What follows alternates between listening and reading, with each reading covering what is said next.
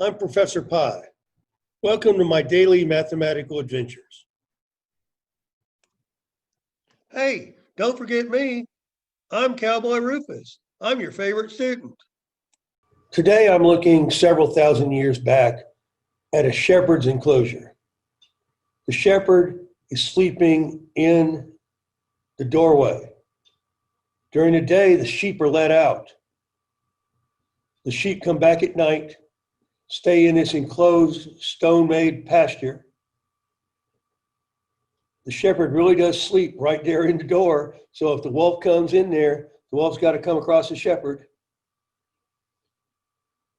Some of you know a Bible story about some shepherd boy who had some stones. This is basic counting. How did the shepherd boy count? Each sheep that left, you pick up a rock, you put it in a bag. Every time a sheep went out to the pasture, you pick up a rock, you put it in a bag. At the end of the day, what do you do with your bag? Every time a sheep comes back in, you take one stone out of your bag and throw it on the ground. Eventually, you look down there and you've got 3 rocks left. You know to go look for 3 sheep that haven't come back to the enclosure where they're safe at night.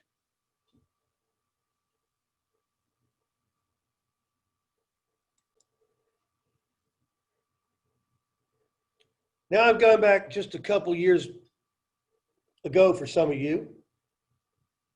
When you were in kindergarten, how did you count your crayons? You could probably count your fingers too. How many crayons did you have? 1, 2, 3, 4, 5. I think my mom bought me 8. Some of you are privileged, and some of you had 64 or 128 crayons. I think I had 8. Now, what does the shepherd's enclosure have to do with the crayons you're seeing on the screen? It's a natural number. Now let's pretend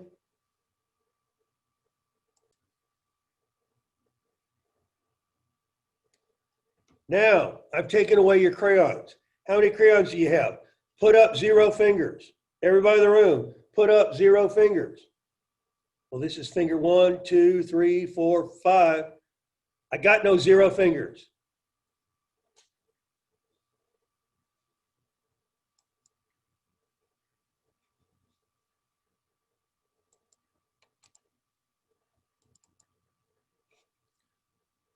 This is a story of natural numbers.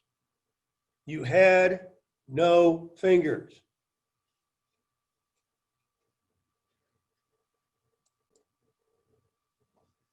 This lesson is on numbers in the number system.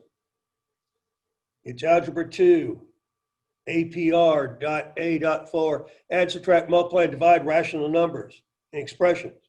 Before you can do the expressions, you've got to have the numbers. So the I can statements today are, I can classify real numbers. I can use the properties of real numbers to evaluate expressions.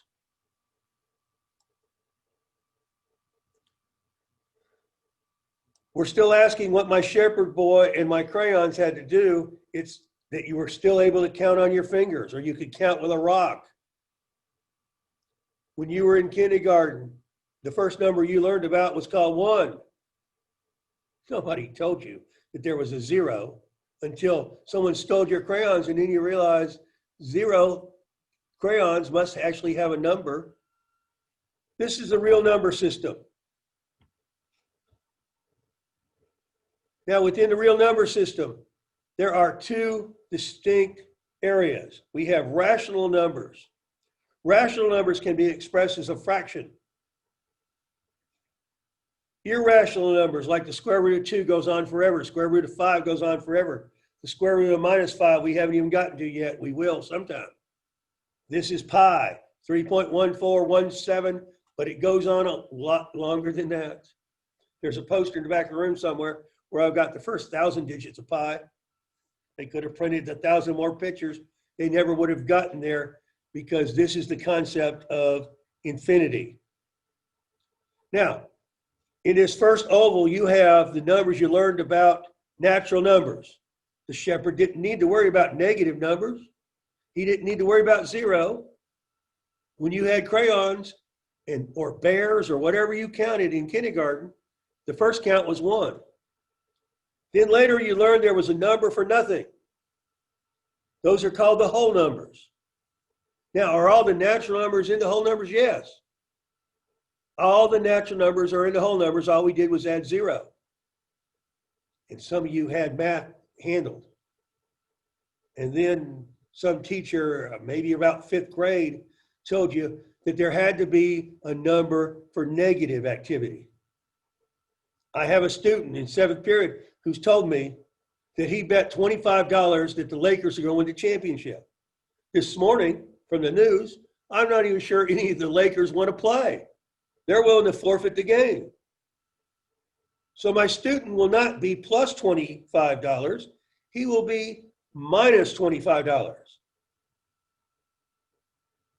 When you go to the store and they say $15.75, it's not that they hand you $15.75. You have to open your wallet and find $15.75, or you have to do the really embarrassing thing of putting all the food back. So obviously there had to be some numbers for negative occurrences. Hopefully never again for my bank account, but at one time there might have been some negative numbers in my banking and checking account. So now we've got -1. These are called integers.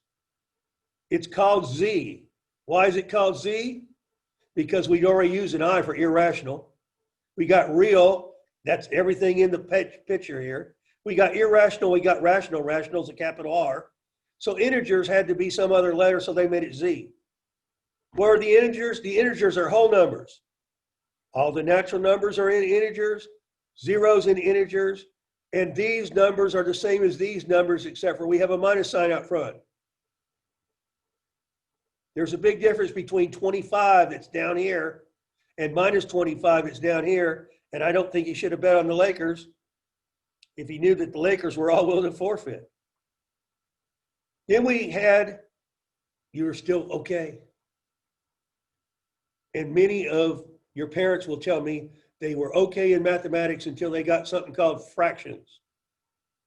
Now we have rational numbers. Are the integers in rational numbers? Yes. Can you make a fraction that looks like -4?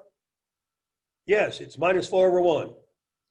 Can you make a fraction that looks like 0? Yes, 0/3.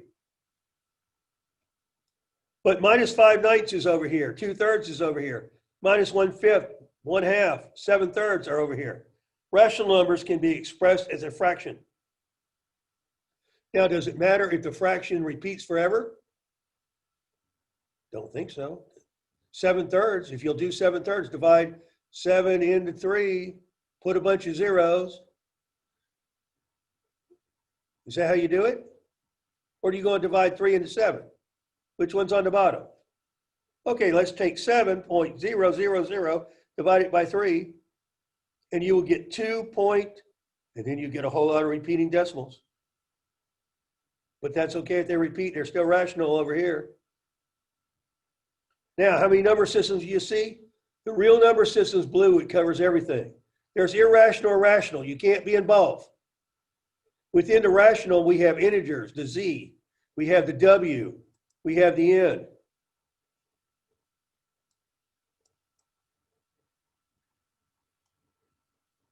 Today, here's your assignment. I didn't send you an answer key this time, so you can load up Google Docs, make me an answer key. And this is page 14. And I need you to do the odd on 14, and then when you're done, we'll do a little IXL.